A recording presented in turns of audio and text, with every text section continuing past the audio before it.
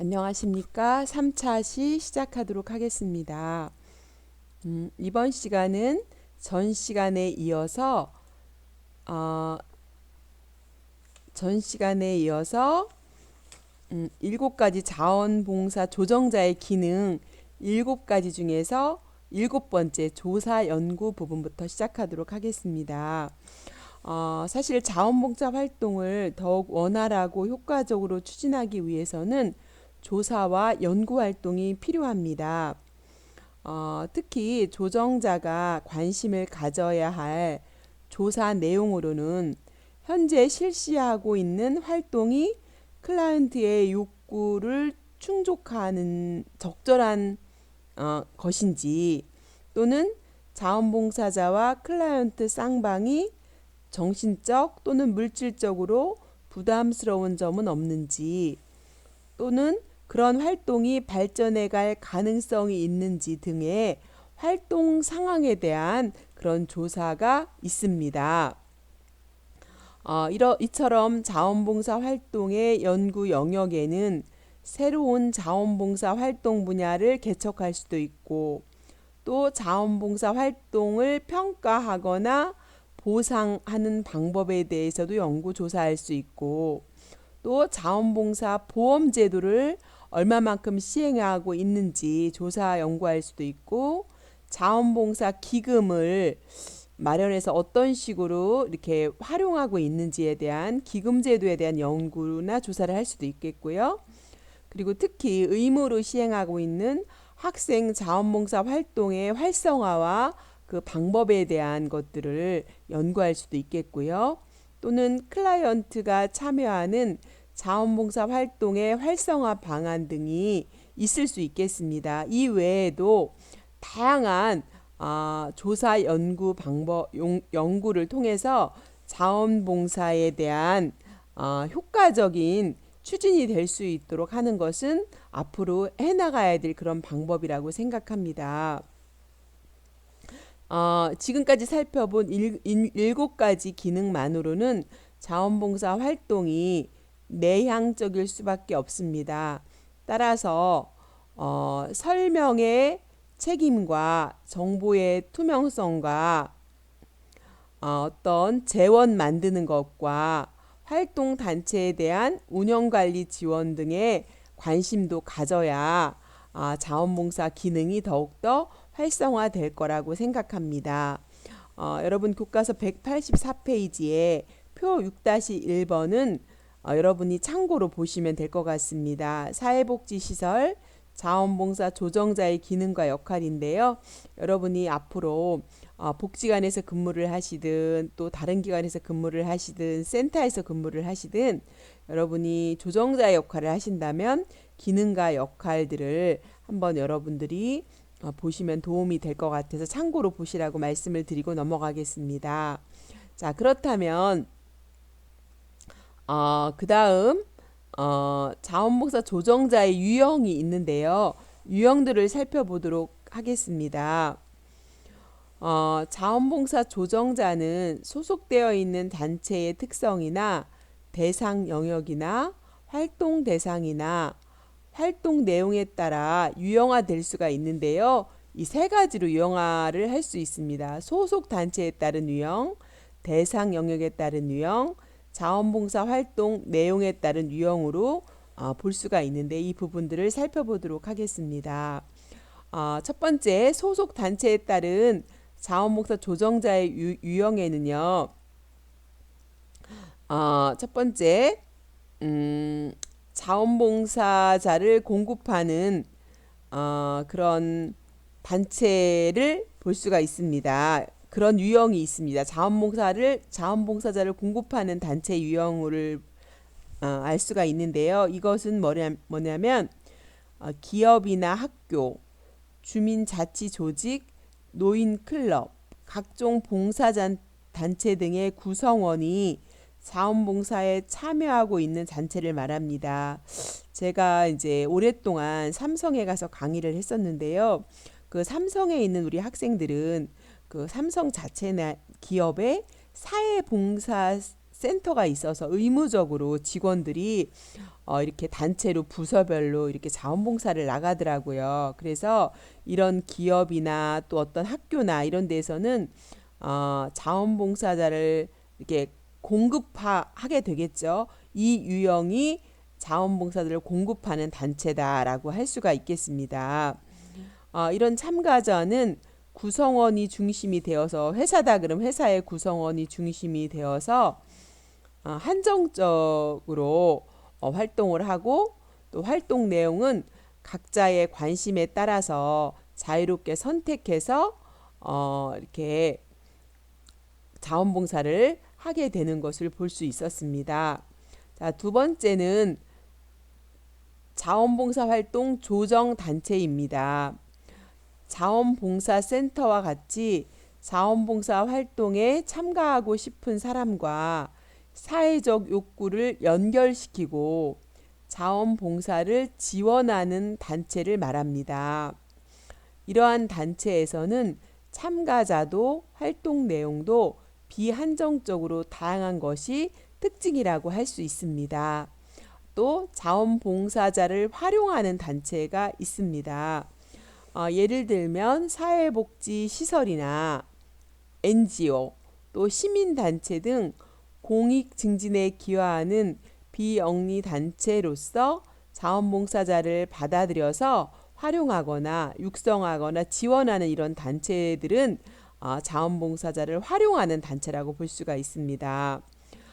참가자는 활용단체 측에서 직접 선발하기도 하지만 참가를 희망하는 자는 비한정적으로 참여할 수도 있고 활동 내용은 그 단체의 활동이나 사업 내용 가운데서 지어지는 것으로 비교적 한정적입니다.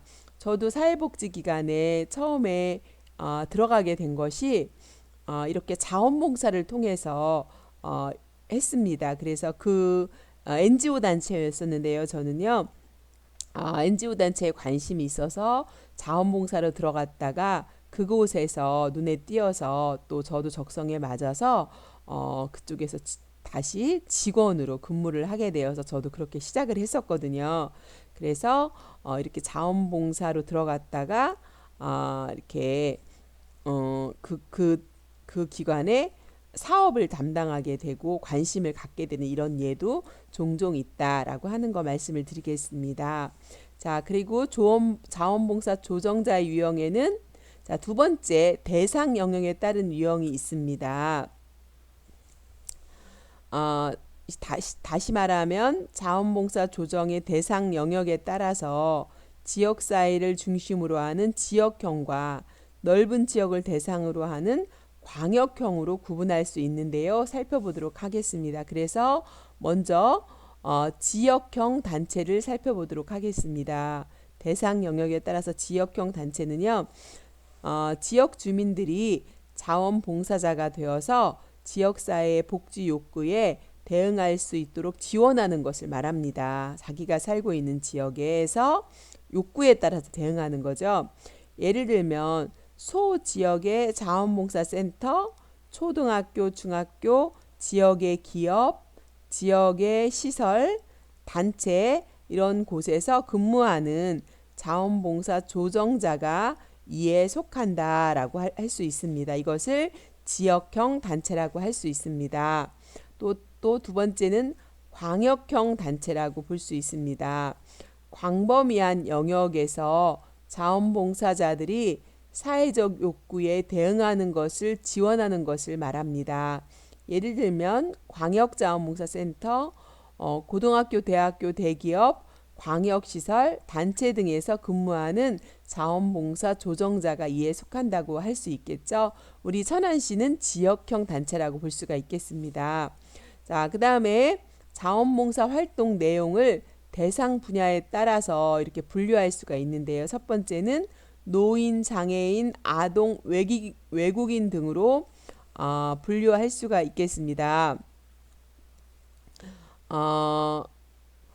이처럼 노인, 장애인, 아동, 외국인, 여성 등은 사람을 대상으로 하는 자원봉사 활동과 또한 환경, 여기 아래 것처럼 의료, 국제협력, 환경보호, 보건, 교육 등처럼 사람 이외의 것을 대상으로 하는 자원봉사로 이렇게 나눌 수 있습니다. 사람을 대상으로 하느냐, 사람 이외의 것을 대상으로 하느냐에 따라서 이렇게 활동 분야에 따라 대상에 따라서 자원봉사 활동 내용을 나눌 수 있다. 이렇게 보시면 될 것 같습니다. 그렇다면 그 다음에 자원봉사 조정자의 실태에 대해서 알아보도록 하겠습니다. 사실 실태에 대한 것은 그동안 연구조사를 많이 해야 된다고 배웠지만 연구조사한 자료가 사실 제한적인 거예요.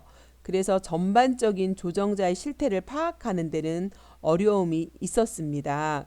그래서 여기에서는 자원봉사 조정자에 대한 교육의 부족이나 자원봉사 활동에 대한 인식 부족이나 조정자의 업무 과중이나 자원봉사 조정 조직 간의 연계가 미흡하고 또 재원이 부족한 것을 중심으로 살펴봐야 되겠고요. 여러분들이 앞으로 조정자가 된다면 이런 연구조사를 많이 해서 이런 것들이 조금 더 전문적으로 이렇게 접근이 되면 좋겠다라는 생각을 하게 됩니다.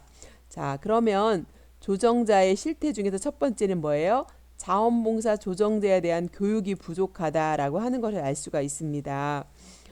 자원봉사 센터의 아까 역할들을 보셨지만 7가지 기능들 보셨지만 상당히 일이 많습니다. 인원은 적고 일은 많고 급여는 이렇게 많은 보수가 아니다 보니까 이직률도 많고 또 전문화 체계화되지 않고 이런 부분들이 아직은 좀 많이 있다라고 볼 수가 있습니다. 왜냐하면 자원봉사도 무보수인데 이렇게 조정자의 역할이나 직원들의 역할에도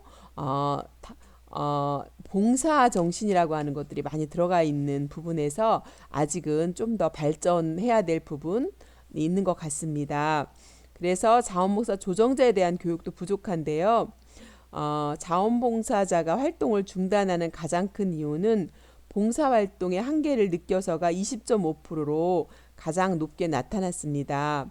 이것은 자원봉사자를 효율적으로 조정하기 위한 교육 훈련을 충분히 받지 않는 조정자에 의해서 자원봉사자들을 자체적으로 교육한다는 거죠.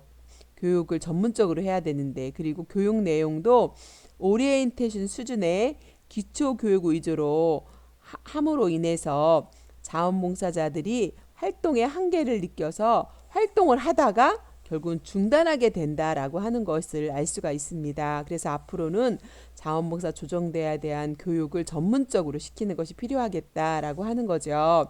두 번째는 자원봉사 활동에 대한 인식이 부족하다라고 할 수 있습니다.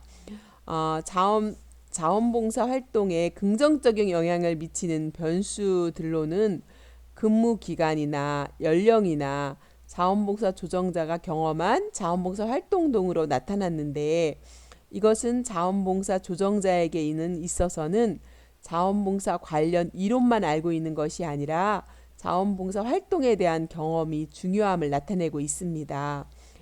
그렇기 때문에 자원봉사 조정자 선정을 할 때는 개인적인 지식이나 근무 기간도 중요하지만 자원봉사 활동에 대한 자원봉사 조정자가 어떤 인식을 갖고 있는가, 이 필요성과 중요성과 또 이런 것을 자원봉사를 하면서 경험했던 이런 부분에 대해서도 고려해서 해야 된다라고 하는 것들을 알 수가 있습니다. 세 번째는 자원봉사 조정자의 업무 과중입니다. 많은 문헌에서 이렇게 이야기를 하고 있지만 그 자원봉사 조정